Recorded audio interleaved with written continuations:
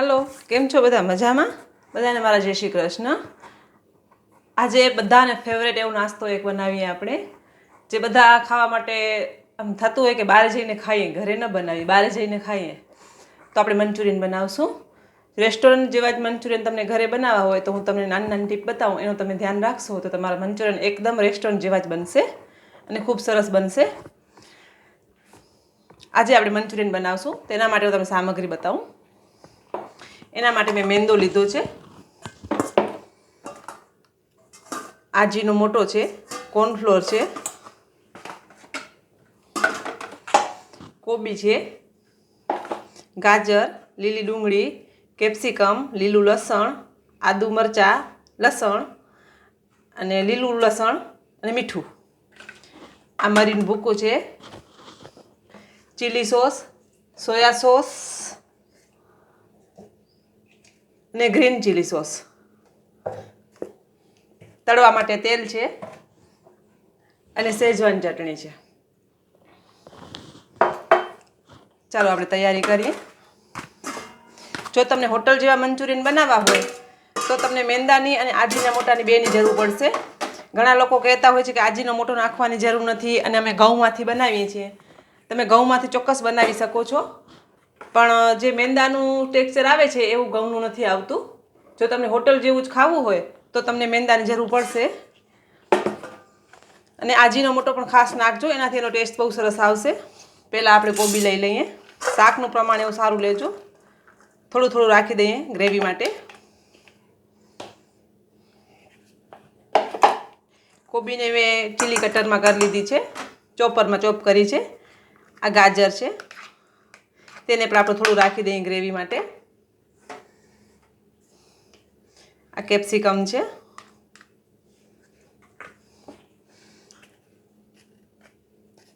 આ મેંદું છે.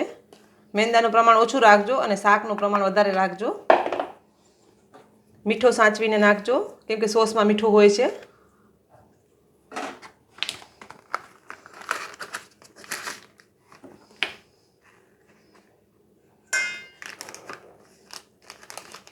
આપણે 2 ચમચી કોર્નફ્લોર નાખીશું.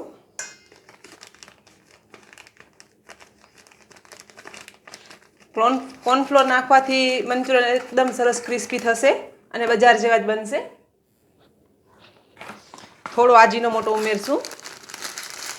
આજીનો મોટાને બહુ ઘણી બધી જરૂર નથી, પણ થોડુંક નાખવું પડશે. એમ નાખવાથી જ ટેસ્ટ આવશે.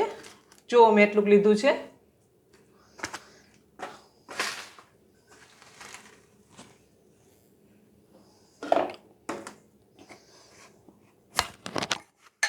થોડીક આપણે ખાવાની સોડા ઉમેરીશું, બહુ નહીં પણ થોડીક ઉમેરજો.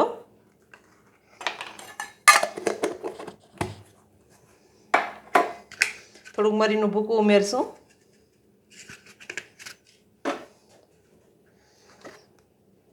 અને થોડા થોડા સોસ ઉમેરી લઈએ એમાં. આ સોયા સોસ છે, 1 ચમચી નાખું છું.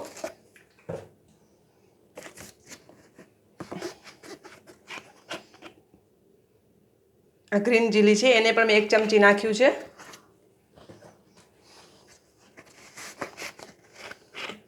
અને આ રેડ ચીલી છે, એને પણ મેં 1 ચમચી નાખ્યું છે.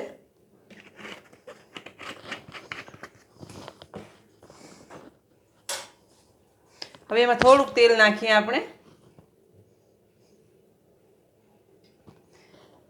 2 ચમચી મેં તેલ ઉમેર્યું છે. હવે આપણે એને એકદમ મિક્સ કરી લઈએ. જેટલી જરૂર હોય એટલું જ પાણી ઉમેરજો, બહુ પાણી ના ઉમેરતા.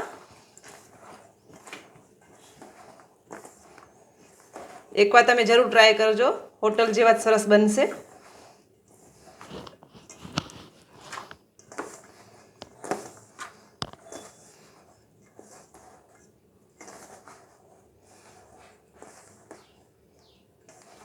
બહુ પાણીની જરૂર નથી, આપણે થોડુંક પાણી ઉમેરીએ.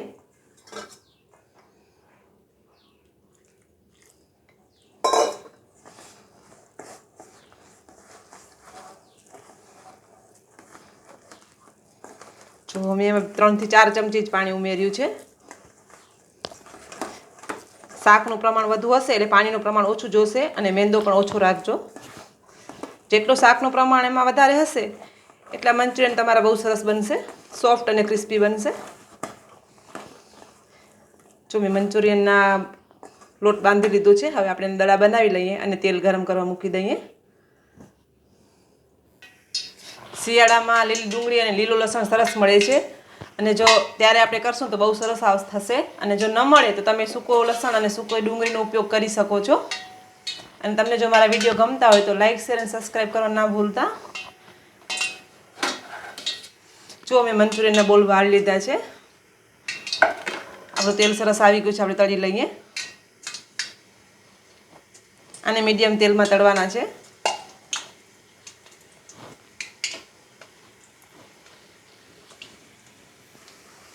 આપણા મંચુરિયન તળાઈ ગયા છે, એને હું કાઢી લઈશ. ઘણા જણા આમાં કલર માટે ફૂડ કલર નાખતા હોય છે. હું ફૂડ કલર નથી ઉમેરતી. તમને જો ડાર્ક કલર ગમતું હોય તો તમે ફૂડ કલર ઉમેરી શકો છો. આપણા મંચુરિયન તળાવવા આવ્યા છે. અને એકદમ ધીમા તાપે ક્રિસ્પી તળજો. એ ગ્રેવીમાં નાખશો એટલે એકદમ સોફ્ટ સરસ થઈ જશે. આને આપણે કાઢી લઈએ અને ગ્રેવીની તૈયારી કરીએ.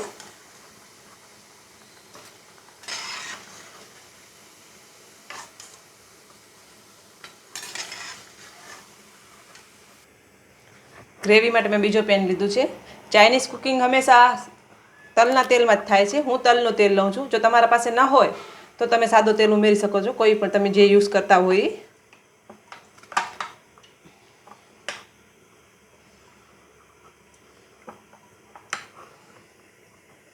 અને ફાસ્ટ ગેસ ઉપર થશે. તેના માટે આપણે ગ્રેવીની શરૂઆત કરી દઈએ. એના માટે મેં આદુ અને લસણ ચોપરમાં ચોપ કર્યા છે. એને ક્રન્ચી જ રાખજો. થોડા ક્રન્ચી હશે તો ટેસ્ટમાં બહુ સરસ લાગશે. અને આને ફાસ્ટ ગેસ ઉપર જ કરવાનું છે.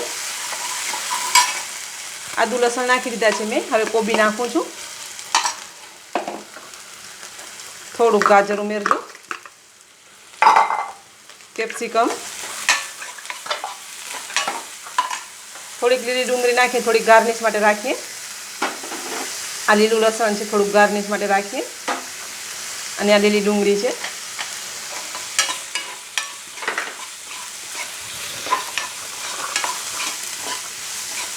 અત્યારે હું ડ્રાય મંચુરિયન બનાવું છું. તમને જો ગ્રેવી ભાવતા હોય તો જ્યારે હું તમને બતાવું પાણી નાખવાનું ત્યારે તમે પાણી વધારે ઉમેરી શકો છો. અને ફાસ્ટ ગેસ ઉપર જ કરજો. આપણે કોર્નફ્લોરની સ્લરી બનાવી લઈએ.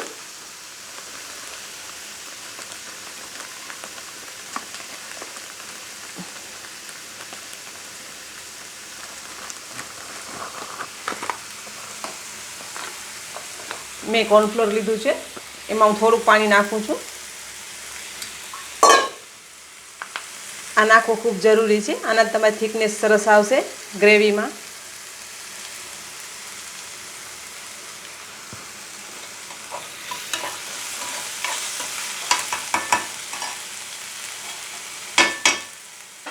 મીઠું સાચવીને નાખજો.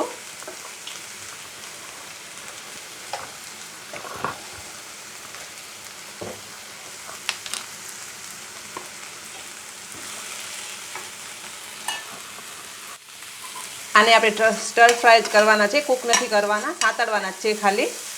હવે આપણે એમાં સોસ નાખી દઈએ. સોયા સોસ મને ઓછો ભાવે છે તો હું ઓછો ઉમેરીશ, 1 ચમચી.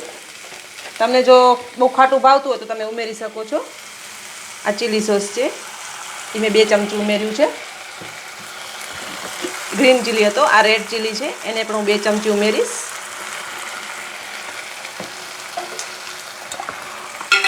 શેઝવાન ચટણી જરૂર નાખજો, એકદમ રેસ્ટોરન્ટ જેવું સ્વાદ થશે.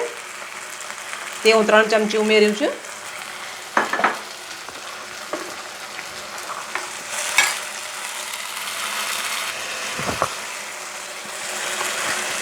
આજીનો મોટો નાખીશું થોડો, બહુ નહીં પણ થોડોક ઉમેરજો, એનાથી એનો ટેસ્ટ બહુ સરસ આવશે.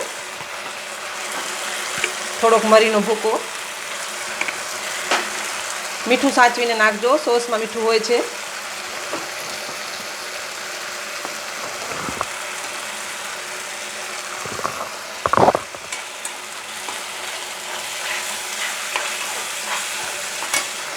આપણે મંચુરિયન ઉમેરી દઈશું. થોડુંક પાણી ઉમેરશું. જો તમને ગ્રેવીવાળા જોતા હોય તો અત્યારે તમે પાણીની ક્વોન્ટિટી વધારે રાખી શકો છો. હું ડ્રાય બનાવું છું.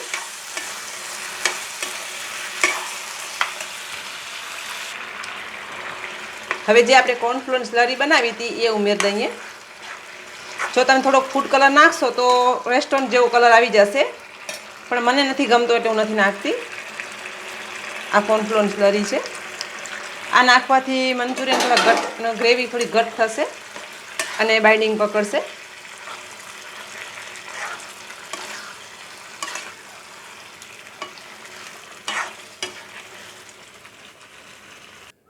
તૈયાર છે આપણા રેસ્ટોરન્ટ મંચુરિયન. ઉપરથી આપણે થોડુંક લસણ અને ડુંગળીને ગાર્નિશ કરીએ. આ લીલું લસણ છે અને આ લીલી ડુંગળીના પાન છે. એકદમ હોટલ જેવા સરસ બન્યા છે. તમે પણ ઘરે જરૂરથી ટ્રાય કરો. તમને બધાને મારા જય માતાજી.